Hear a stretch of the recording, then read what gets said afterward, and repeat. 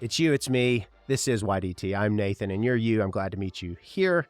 And it is a show which pulls back the curtain, and I'm here to tell you about something amazing we're proud of, we're excited for, and that is the brand new store. My store. Yep. Click in the description this moment. The Nathan Morris official store. Talking in third person is weird, but what isn't weird, you can get all kinds of really cool stuff. From socks, the sock game is on point. Shirts, hoodies, holy shirts and pants, hats, all the stuff. I mean, even the hats, my 10-year-old approves, so it must be cool as hell. I would appreciate your support. Your support means so very much. Wherever it is I meet you, I assure you, you are accepted, you are loved, you are honored, and thank you for checking out the store this very moment. Okay, enough of the plugging. Let's dive in to this episode.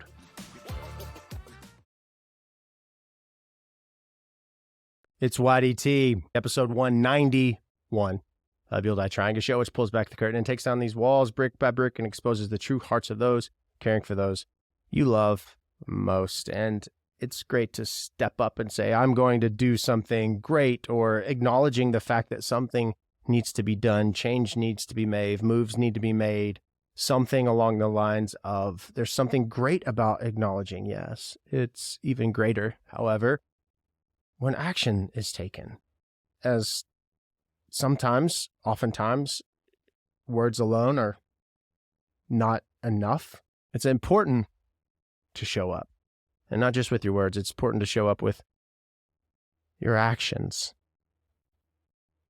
And enter The Unclaimed, a book, the first of its kind, the book, The Unclaimed. It touches a segment, a group, a topic, if you will, that's been largely forgotten, overlooked, turned upon.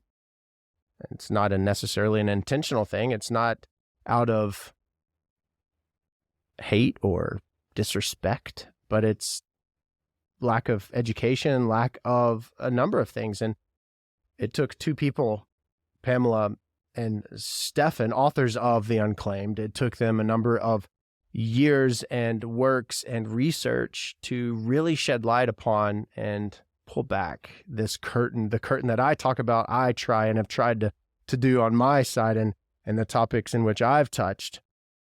But The Unclaimed, it does a number, and I've been wholly inspired by. And I'm honored to speak to Stefan and Pamela with The Unclaimed, the writers of The Unclaimed. I hope you enjoy.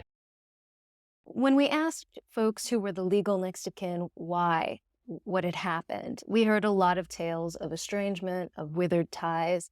The thing that I'll tell you that was most surprising to me, though, is who's not asked to claim.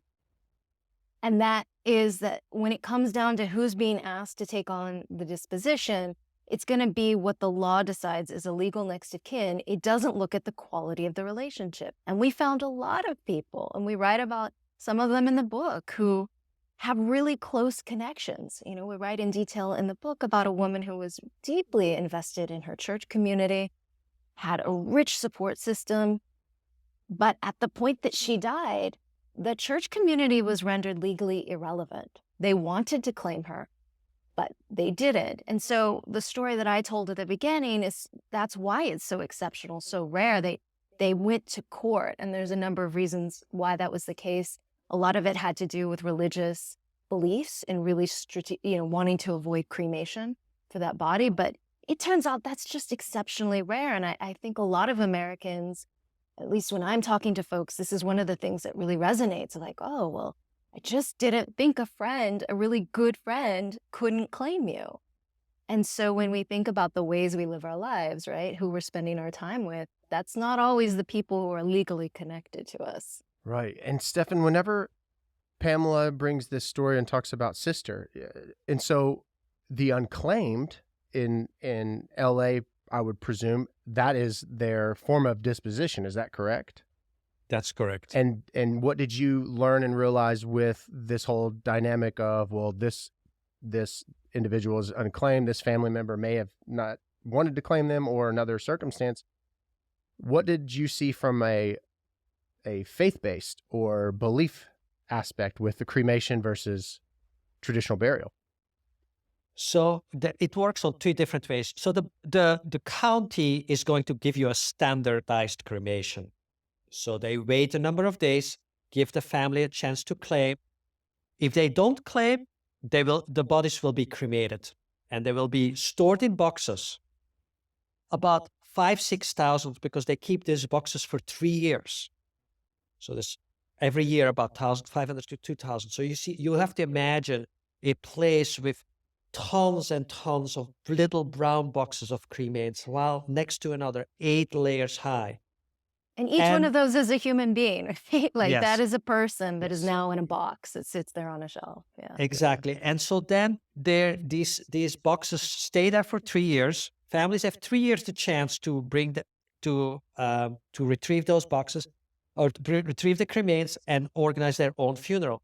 If they don't, they will be put in a mass grave in December 3 years later. So that's when there's about 1,600 to 2,000 bodies cremated in one place. However, what's interesting from a faith perspective, so the entire process is standardized, but then at the moment of the burial, the county organizes an interfaith service. It's organized by a Catholic priest, Chris Ponette, who is the chaplain of the county hospital.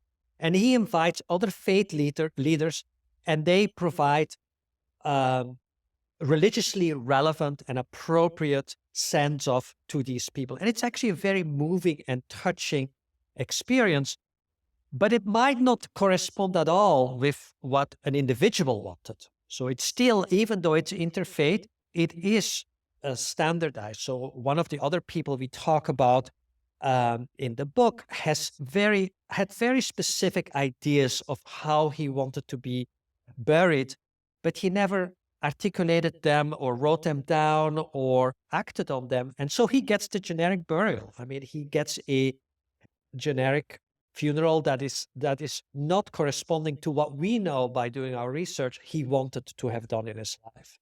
When I think of impoverished poverty individuals, and that's what we think of with Unclaimed, I'm a big advocate for mental health awareness. I would assume, but you know what that does sometimes, but that those with mental health challenges that find themselves maybe homeless or are veterans, perhaps drug addicts, if you will, that have suffered from addiction. Is that what, Pamela, you found and through your research as well, that this segment of people too?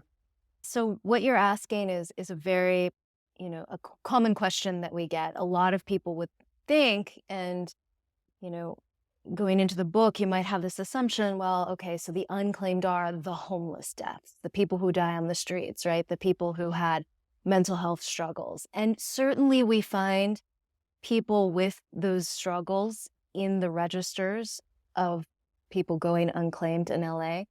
But many, many more people who are homeless, who are struggling with mental illness, who've had drug addictions are claimed. So it's not a simple causal explanation, right? There's something else going on as we sought to sort of explain and unpack in the book. You mentioned veterans, and so I just wanted to draw attention that, we have in LA County every week about 4 unclaimed veterans.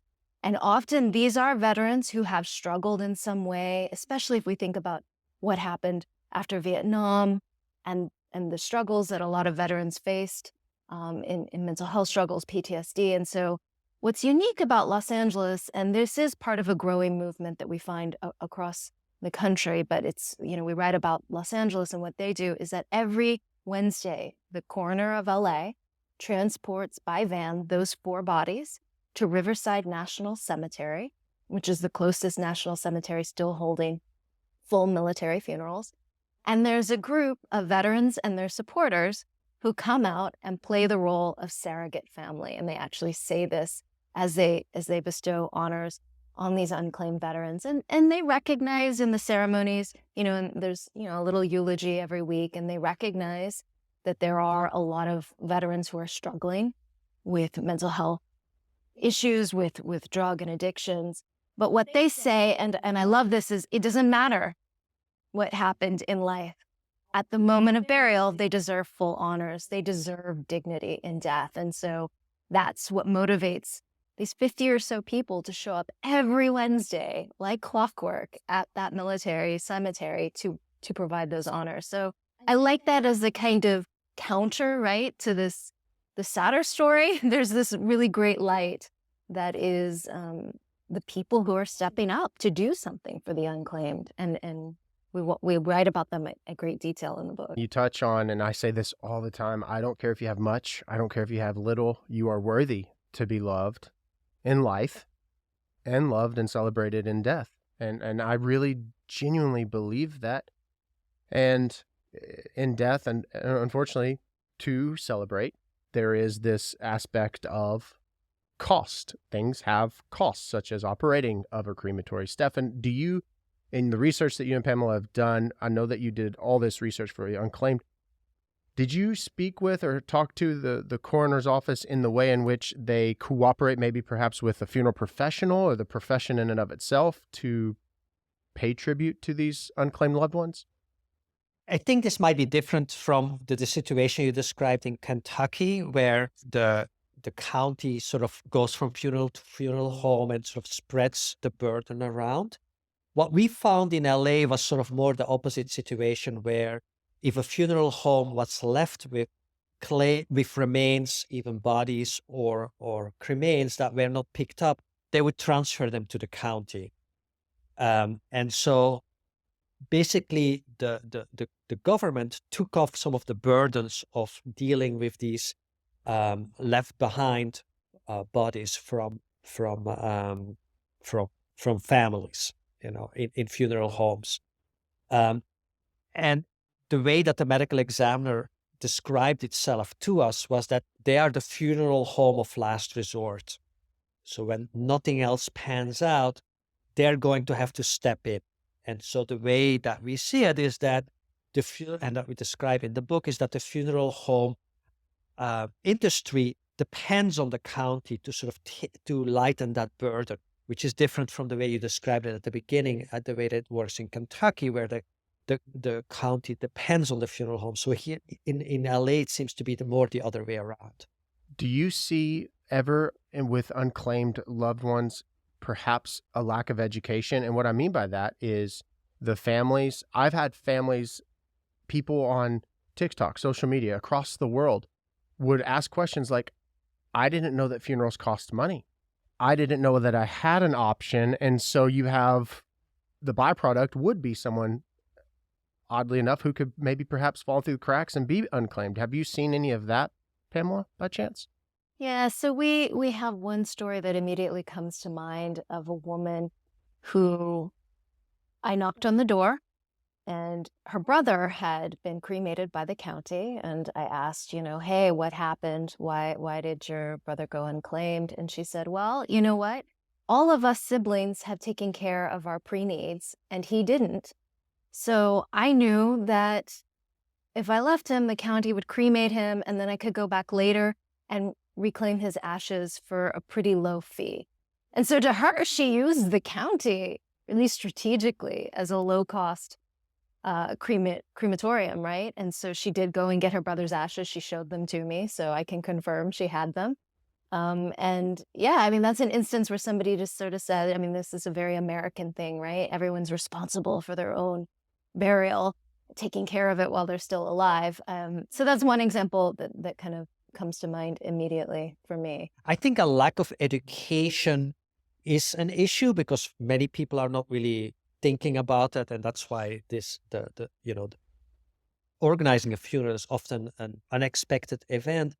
But what we heard from the medical examiner's office and from the other offices that we interacted with is that they try to educate relatives on low-cost funerals, low-cost crematoriums, and in some communities, there's an entire social network, some ethnic communities in Los Angeles, there's an entire network that jumps into action in order to raise funds for a funeral. And people do car washes.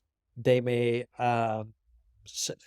sell even candy in order to get the money together. And everyone chips in. So the cost story, it also, I mean, it's complicated. we had one scene investigator telling us, if you really, really want to organize a funeral, cost is not going to stop you. There's a way to do this and to figure it out. But you need to get to the point that you really, really need to want to do this. And so that's again where the estrangement creates a really strong barrier. If you haven't had a relationship with Uncle Joe for 20 years, are you going to go and do wash cars in order to pay for his funeral? It's a big, big ask. So, there's the number of unclaimed, it's a logical outcome of the long-term kind of relationships and social ties that people have had. And as we said, it's complicated by the fact that the state only recognizes the legal next of kin and doesn't look at the quality of the relationship of anybody who could be organizing a funeral, but has never even been asked because they're not the legal next of kin. Well, the unclaimed are really kind of fall under the California state law in terms of determining who would be responsible for the obligation. And so different counties in California kind of handle this differently, whether somebody is cremated, whether somebody is buried. I mean, so in some ways, Los Angeles is a better case than other counties in California. Some California counties that will cremate and then spread the ashes at sea. And they're actually quite proud of this. And so on one level, you think, oh, okay, well, there's a ceremony. But actually, there's something about that to me that just, it unsettles me because it means that there's a finality to which there's not those 3 years to come back for a family member who maybe does want to put together the $385 claim fee, or who it just took time for the county to be able to reach or to find out that their loved one had died, right? So in that sense, it's really by a county to county basis, although the law is a state law. I mean, there's no federal law handling that. I think that we would definitely reduce the number of unclaimed if we took the quality of the relationship into account, and if we made it easier for non-kin or even remote kin to claim who had close ties. Actually, one of the things that I was really surprised with in our research is how many people have a relatively good relationship with ex-partners, like ex-spouses. And in some of these cases, the former wife or the former husband might have been able to come up, but because that tie is legally severe, they're not even asked. They're just used as a source of information to go to the real next of kin. So if you thought about if you think about how can we change this, one of the steps to take is to expand the notion of who qualifies as the kin that can make a decision about a funeral. And we see some precedents of that in end-of-life decision-making. If you're talking about taking somebody off a ventilator, it's not just the legal next of kin who makes that decision. It's a family gathering. It's an entire group of relatives that has to come on the same page. So there's different ways of already at the end of life that we are dealing with this situation. But in disposition, it's pretty narrowly defined. There's like a number of boxes, and you go to when you hit the first person in the box, that's it. That's the legal next of kin. I wonder, are anyone making strides to change law? Because I think you're right. I feel because in Kentucky, we do not recognize common law marriage. However, I can think of multiple handfuls of situations where things would have been taken care of, and the loved one would have gotten the service in which that they had perhaps requested. I know that there are some movements building when it comes to thinking about foster care system, that we sort of change our notions of who's kind of legal family that could come and step in and take over care of a child. There's been a lot of work in terms of LGBTQ rights and sort of expanding notions, legal definitions of kin in that respect. There isn't, to my knowledge, yet a clear organization, one organization that you can go to if this is what you're, trying to do. However, Stefan and I, we've created a website for the book, theunclaimedbook.com, and we're starting to collect stories from people who are interested, people who are reaching out to us through there. We have on there a list of, tips for getting involved. And one of those is to think about, how would we change the law, and where are the organizations that we can kind of bring folks together on. So we're hoping to get more folks interested with us in doing that very thing. we are one of this is the first book on the Unclaimed. Almost nobody has paid any attention to. It's been an invisible population, but it's been growing and the numbers have been growing. So I think there is definitely a demand for changing the law, but we're still at the early stages. But part of the reason of writing this book is to generate some interest in people to think about, why are we just designating somebody based on a biological or legal tie to take care of this cost of funeral, while this might not be the right person to ask. I have seen in the past few years with social media, who would have ever thought that people would be coming in droves for the musician mortician? This video goes viral because people were intrigued by me opening the door to the care center, allowing people, 18-year-olds in high school, a tour and given an opportunity and speaking to them at their level on why we do what we do and what happens behind the closed door. And for a couple of years, I mean, we've all been moved, especially by this pandemic, that we've all lost someone or something in droves. It's almost affording, I feel, an opportunity now, and you all might be seeing it too, where people are raising their eyebrows and wondering, well, what happens? Why? And forever, I feel people have thought death is maybe voluntary, and it's not one thing that anybody has wanted to talk about, specifically the United States. We are a country where it seems more so the men are more, not cowards, that's not the word, but the women, the spouses are like, let's go prearrange, or let's go talk about what we want to be celebrated for and how. In the 1800s, the families did everything. And then in the 1900s, in the early 1900s, the funeral director would come to the residence and prepare the loved one and lay them out, in quotes. And then slowly the family like, well, why don't we just send them to your place to have a visitation?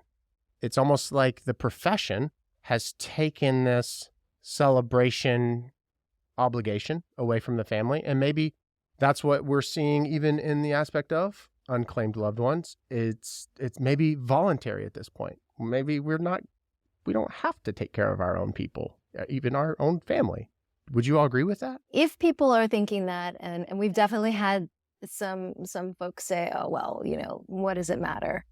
They're just, why should we care about death, basically, right? I would say kind of two things immediately to that, and then I give it to Stefan. But the first is that's a rupture with not just a couple hundred years, but millennia. Like that sort of goes core to who we are as a humanity, right? So there's clear evidence from the Neolithic, Paleolithic periods that we cared for our dead, that we buried our dead, right? So this is really longstanding, and it's really more of a contemporary, in that long-term perspective, it's really more of a contemporary, problem, if you will, that we've gotten so uncomfortable talking about death, right? It does unsettle people. I have a sweatshirt from the Order of the Good Death that says "Future Corpse" on it, and when I wear that out, I'm telling you, people stare, people comment on it. It does something to sort of shake people of this notion that, oh my gosh, I don't know. Are we supposed to think about death in the middle of the day outside at the beach? The second thing, and maybe, there's more that you also want to say or ask about this. It's like, we can learn a lot about our society by the way we care for our dead. So it's not just the death in and of itself. It's not just the ritual for the ritual's sake. It's how do we care for the dead, and what does that say about who we are as a living? So, and also thinking, we talk about this in the book, what is it saying about American society that we're at this point that more and more people are going unclaimed? And at the same time trying to say, well, when we talk about death, we're really talking about the living. That's also an opportunity to do things better in life for folks who are vulnerable than to wait until they've died, right? We've seen this flurry of government activity that organizes around people in Los Angeles who die with no family, who are cut off, who are isolated. Well, a lot of them have been living isolated for years. So what could this rising number, this attention to the unclaimed, do to help us think about some sort of intervention now in people's lives while they're still here that we could make? things better. It's like you don't want to wait for the abandonment at the moment of death. You want to really intervene in life and think about ways that people should be connected and should focus on valuing family ties, other ties. So, it's not one of the things that this book really shows us is that it's not about all the stuff you gather in life, all the stuff you squirrel away, your assets, your cars, the house, the whatever you have, the possessions. At the end, what really counts is there somebody going to show up for you when you die? And what did it say about your life if there's nobody there? I mean, nobody wakes up and grows up as a child and says, when I grow up, I want to have such a life that there's nobody left for me to care whether I died or not. So there's something that is both a call for internal individual reflection, like what kind of life do you want to live, that at least at the end of your life, there will be somebody who mourns you. And then there's something about a society. What kind of a society do we want to have that allows people to go unclaimed or that sees rising numbers of unclaimed? It's a call to action. We, as a collectivity, we need to invest in all kinds of initiatives and we need to prioritize social connections. So that in that sense, the unclaimed are like a tip of an iceberg. They give us something very strong signal that something is awry in the way that we are disconnected and that we are estranged from one another and that we need to turn the tide during life and not during death.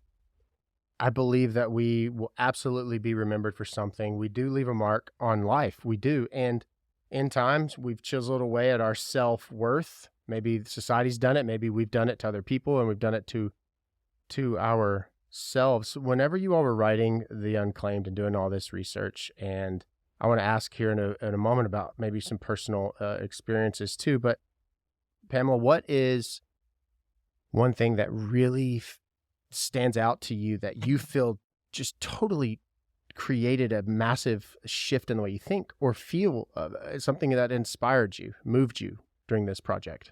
I did not expect when I decided to write a book about the unclaimed, I'd be writing about family estrangement. And I did not expect that as I was writing about family estrangement, I too would become estranged from my family. But during the course of the writing of this book, my father and I have kind of fallen out with each other and we haven't been in touch in years. And it just sort of brings home for me this notion that, the idea of going unclaimed it's closer than I think a lot of us want to realize or think about. There are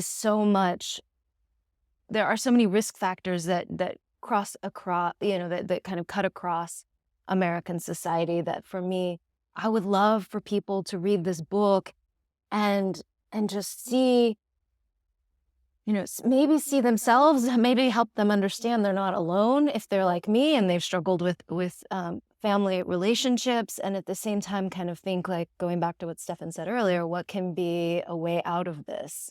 But first, before you can get out of it, you need to understand you're in it. And for me, at least, just writing this book has been really helpful in feeling not that I'm alone.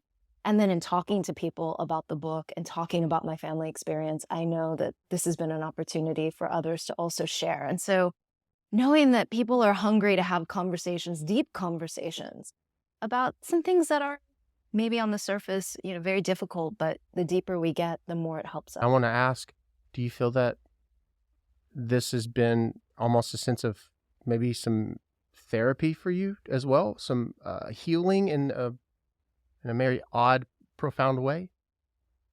Yeah, I do think so. So at the end of the book, Stefan and I both have kind of personal reflection. And so I write about this, and I hope people will read it with, some grace and understanding for the stories in the book in light of what we've all, what I found, what I write about. It's certainly what happened for me. I kind of came into this project thinking, well, it's obvious. If you have the money to claim somebody, you should. Like, of course. And as I did this book, as I wrote this book, actually, as it was, the writing of the stories throughout the book, I came to realize, it's just not that simple anymore. And so I developed, I think, a lot of more. I think I'm an empathetic person, but I developed even more empathy for people in this book and who are touched by this phenomenon. And that's what I would hope people would come to the book also, going in with a hope that they would find and deepen their own empathy. Stefan, what is something that you just take with you that you maybe surprise yourself in being moved by throughout this process? Well, I also had this sense, like Pamela, that the unclaimed are other people, the homeless, people who are far away. And then about a couple of years ago, I ended up with an emergency, and I ended up going to the hospital. And, I have 2 dogs, and I just had to leave them behind because there was an emergency. I had to go to the hospital. And then I found out when I was in the hospital that I had to stay a couple of days, and my wife happened to be abroad. And so I was going to my phone and thinking, who am I going to call to take care of the dogs? And this was a wake-up call. I mean, it's like, okay, I maybe not at risk of going unclaimed, but it's much, as Pamela said, it's much closer than I think. It's like, the COVID pandemic has done a really bad number on, social ties and friendships. And so I think this was a wake-up call to make this a priority. I too need to reach out at people, create opportunities to connect. And so what we talked about earlier, like in life is where you have to make the difference. Also, what we both took away from this is like we have to be really nice to our children because they're the ones who are going to have to claim us. So, it's not just like the parent generation, but it's like our kids are now, we're already love them, but now we have not more reasons to love them. You just hit a point. This project, it seems, deepened your appreciation for your all's lives. Would you agree with that? Oh, Absolutely. absolutely. It's Yeah. beautiful. I feel like we walk through these days and nights and we experience triumph, but we experience sadness and tragedy and heaviness. And I feel that what this profession, these conversations allow and offer is an opportunity to reflect and realize, who are we to think that we are privileged enough to live a life without suffering? And Yeah. I believe that through suffering, there is victory and an opportunity to have a sense of perspective. Do you feel, Pamela, that your perspective, you hear everyone say, oh, perception is reality. And I find that to be lazy and surface. I think perspective is reality. Although all perspectives are different. My point and question is, do you feel that your perspective has shifted drastically throughout this process? Yeah, I don't think it was drastic in the sense of overnight something changed, but over the course of the years, right? And the different phases of this, definitely, I'm different. I think in mostly good ways.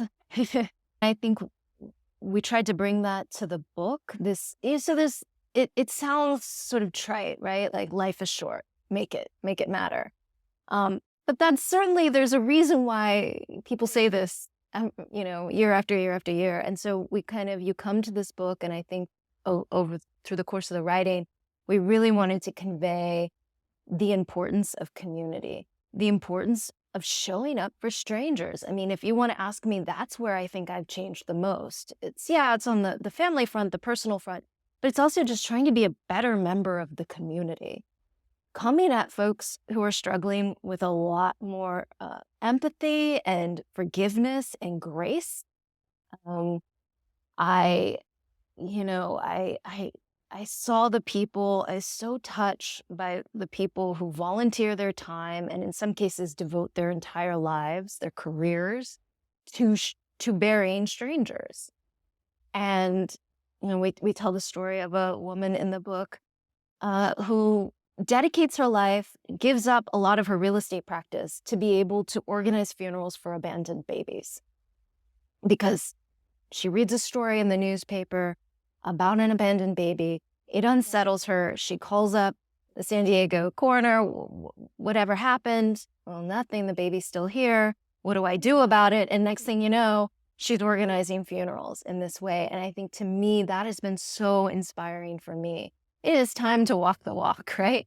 Not to just say and get on Twitter or whatever and post, oh, I care about the world, but to actually step up and do something about it. I mean, that's where the stories toward the latter part of the book really, I think about them all the time in my day-to-day life. What can I do to be, stepping up for other people and showing up for strangers? We do canned food drives, and we collect food for the hungry because people promote that. Hey, bring your non-perishables. Maybe it's time, like you said, for people to step up and say, let's educate people on the value of celebration and life and in death, showing that they are valued and not being afraid of these conversations and wearing that shirt that you just referred to a moment ago, so to speak, on the beach, and being okay with the odd looks or odd questions. I think that could be a great starting point. Stefan, do you have, and this is a personal question, but do you have your prearranged funerals because of this?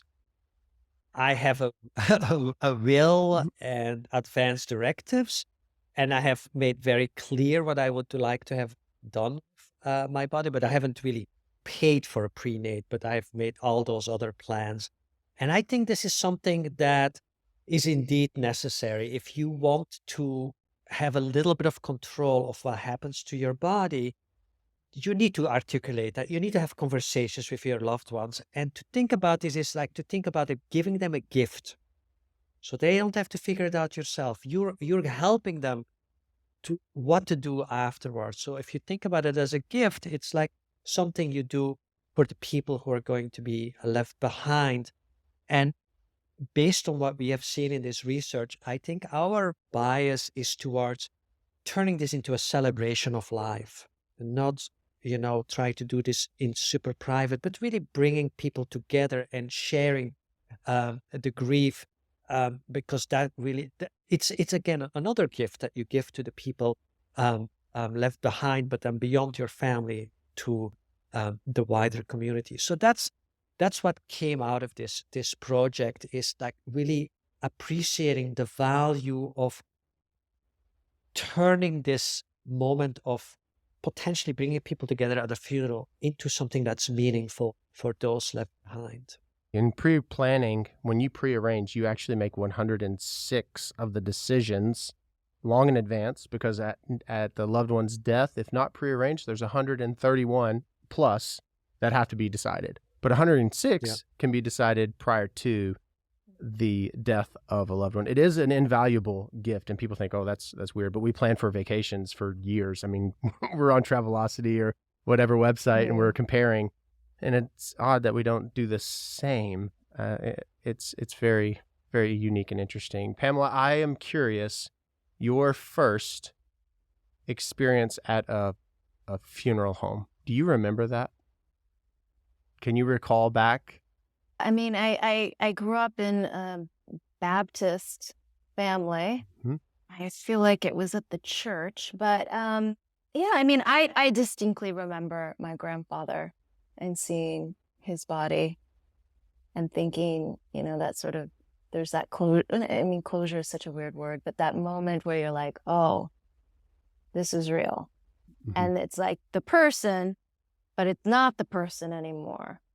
And yeah, I remember that. Stefan, I have the same question for you, and then I want to go back to that. Do you remember your first experience in regards to death? Yes. So this was when my mother died, and I was about 22 at the time. And so this happened in Belgium, so this is not an American story. But I remember two things that stood out from this entire experience. So the first was in the funeral home itself, and so I remember my father and my mother, who had passed away, her sister, so the sister-in-law, discussing different funeral packages. And my father choosing the most expensive one to impress his sister-in-law. And I was thinking about how that just didn't feel right to me, but this was not my place to make a big fuss about that. And then I also remember the actual funeral. And so I have two brothers, and they are younger than me. So I was 22, my brother was 20, and the other was 18. And here we were without a mother all at once. But I remember us being dressed up for the funeral and standing shoulder to shoulder to one another. I remember having this feeling of, we're going to get through this. The three of us standing there together as a team, as a family, and going through the service. And I remember we got this. The funeral itself gave me that feeling of, we're here in this together. We're going to move forward with this. This is not going to break us. We're going to celebrate this life and then move forward. This finite aspect of you seeing your loved one reposing in their casket. There is something, we are people that we must see to believe. It is real. And the pandemic specifically, but over time, what we've seen in the profession is this devaluing of celebration or the visitation. Growing up Roman Catholic, you had 3 days of visitation, then it was 2, and now it's all become this same day visitation and funeral. So over time, it's just been chiseled down and chiseled down. So celebration has pretty much gone out the window, and I say that loosely in the sense of time-wise, but also from the financial aspect, right? The profession as a whole, and this kind of does coincide with that one woman who respectfully took advantage of the unclaimed and, we'll just get a discounted cremation service. The funeral profession, they're feelers. Funeral directors are terrible overall salespeople. That's not what they want to do. They don't want to sell you the most expensive anything. They want you to select something that you feel celebrates your loved one the most, right? I think that people have, the funeral home is just trying to get the most money out of us. Everything's so expensive, I guess what I mean by all that is all those factors have kind of diminished the celebration, but also going back to what you say, Stefan, is the beauty of you and your siblings shoulder to shoulder. And I have bore witness to this thousands of times. The community, yes, you all are family and brothers, but the community of you all literally physically touching over the body of your mother, who you love more than anything, who you still love and who you still think of. And together, you all not even having to speak because of what her funeral celebration afforded you all this opportunity. We are going to continue on to honor her and to love one another. There's something absolutely beautiful, and that solidifies the value of human life altogether.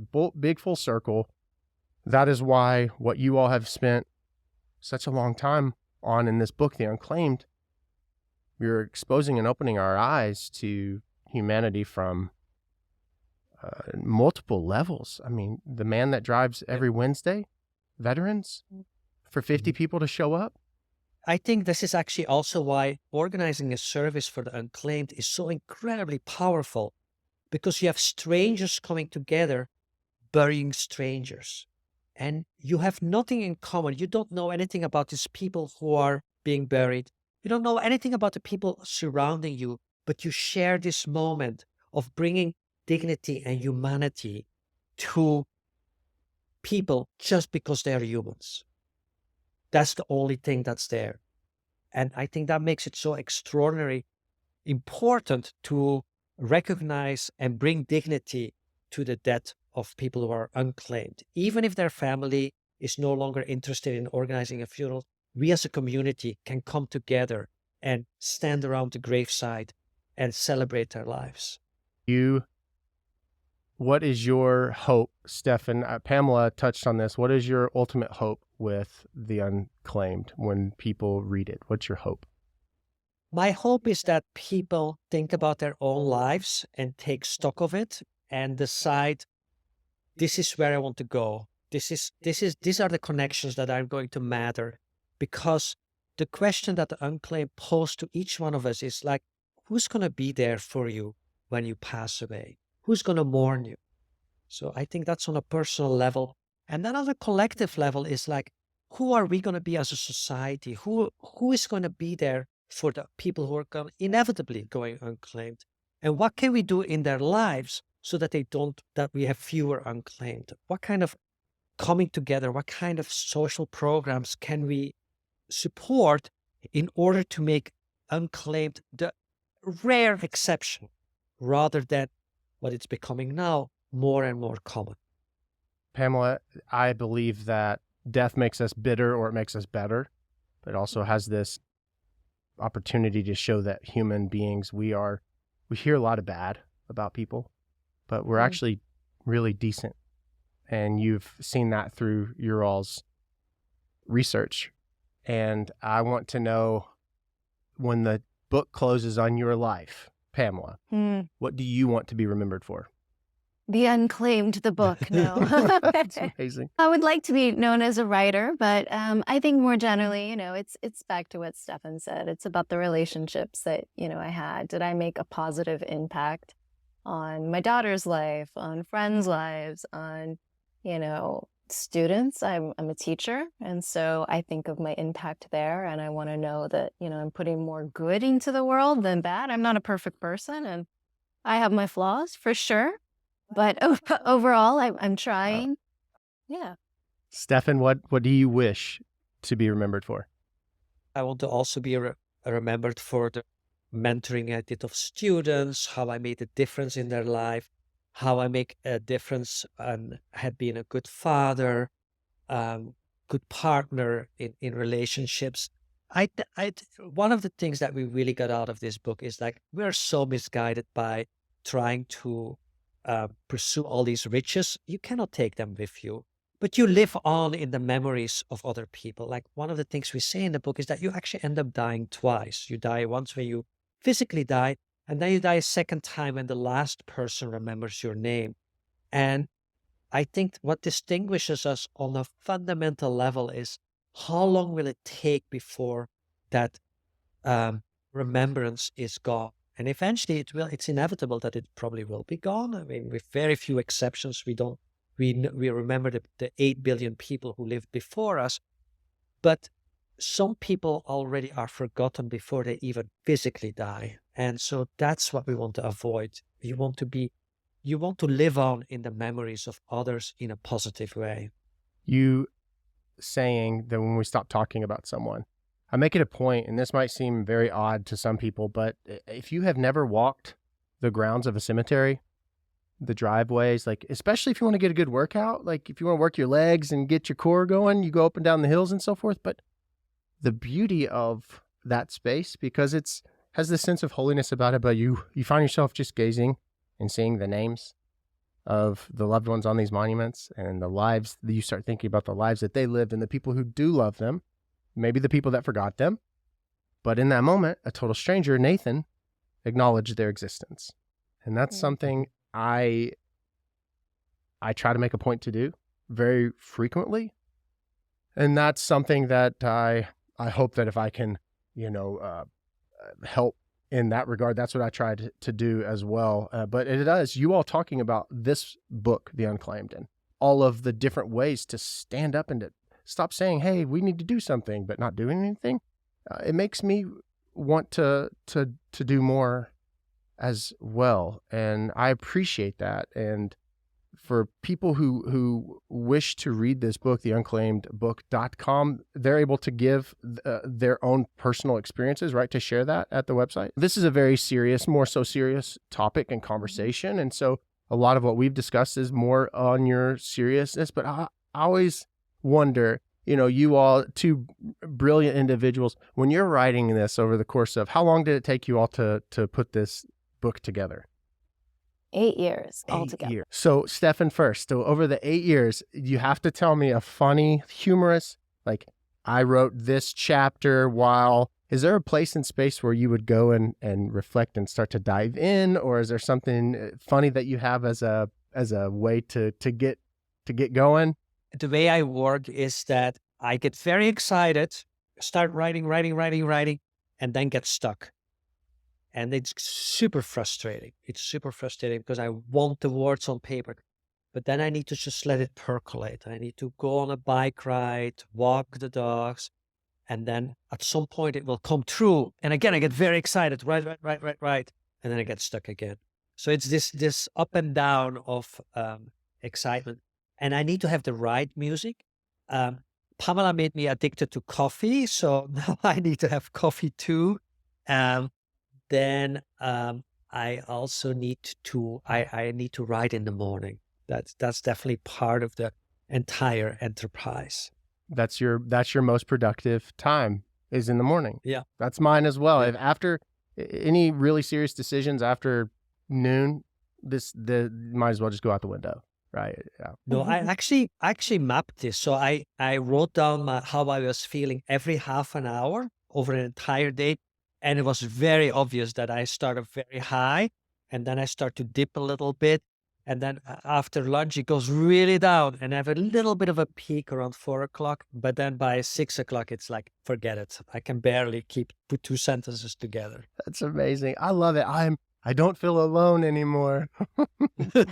Pamela, what is something that you found yourself doing over the course of 8 years? Obviously, well, hopefully you aren't someone who's impatient because 8 years is not a short time. Might take a little bit of impatience to actually finish it at some point. Yeah. Yeah, I mean, a lot of the similar things, walk. At some point though, I realized I kind of can't write with music on in the same way, but I do like to have a little dance party here and there where I just get up and shake loose, and let it go and hope that the thoughts come back to me. And then sometimes I just escape. I just need to get on a train if I'm in Amsterdam, get on a train and go somewhere, and just get a change of scene and remember that, life does go on. And you probably got into the loop, I'm sure, at times. 8 years, this is your lives. I mean, 8 years of your life, I should say. But my gosh, and a lot happens in 8 years, and it's a short time, but it's a long time. And there's so many more questions as far as there's probably an element of excitement in releasing your infant child into the world, but there's also this maybe a grieving process even to a degree. And all of that, because of all of that, as someone who is a creative, as someone who doesn't feel alive, and I really mean that, perhaps that strikes a chord for you. I don't feel alive if I'm not creating. If I am not writing a song or doing something like this, my purpose or sense of it, it's hard for me to find it. But Stefan, you were going to say something. With the Unclaimed, so I think I'm the same way. I need to be writing, and Pamela is the same way. So we need to be writing because otherwise something is missing in our lives. But when you're studying the Unclaimed or when you're writing about the Unclaimed, there's also a sense of responsibility. These are people who are invisible in life. They're abandoned at death. So for us to go and dig into their lives, it comes with a responsibility to do justice to their stories and to bring them into the open. And we chose those 4 people carefully, but we didn't know their full lives. And then we started digging into them. They were all fascinating. And so every year, Los Angeles County buries about 1,600 to 2,000 people. And so you cannot stop but wondering, what kind of stories are we burying? What kind of stories are untold here? So there's also a sense of responsibility. There's a gravity to this topic that it's a privilege to be able to tell their stories, but it comes with a responsibility. You better do a good job because there's something there that they deserve it. They have been so marginalized. They deserve that we give it our best effort. I believe that this book, The Unclaimed, I think that this world is about you, generally speaking, over self. And we have a selfish tendency, generally, naturally. I don't think it's a bad thing or good thing, but I do believe that over time we might become more selfish. And all that to say, I believe that the last 8 years of your all's lives devoting to a topic and subject and now a book that has never been touched upon, I can't think of a more selfless act than opening eyes to the decency of humans, the value of life. And, you said, I asked, what do you want to be remembered for? And Pamela, you joked, but I want you to know as a genuine new fan and appreciator of what you all have done and are doing to raise awareness for this. I think that's what will happen. And I want to say thank you all. Thank you so much for for that. And it means so much to me for you to show up for the marginalized and those who didn't have a voice or didn't have an opportunity to perhaps in life be much or what they thought they could have been. Thank you for having us and letting us get a chance to communicate and tell folks about the book. Thank you for all the good work you're doing yourself. The Unclaimed, Abandonment and Hope in the City of Angels. Pamela Prickett and Stefan Timmermans, thank you. Thank you for devoting your time, your talents to educating us and for giving those a voice who deserve it. This is YDT. Be sure to check out theunclaimedbook.com. Grab you a copy wherever it is you purchase or listen to books like you listen to this podcast. Thank you for listening. Check out the show notes. All the links will be available there. Until next time, take care of yourselves. You are loved far more than you could ever know.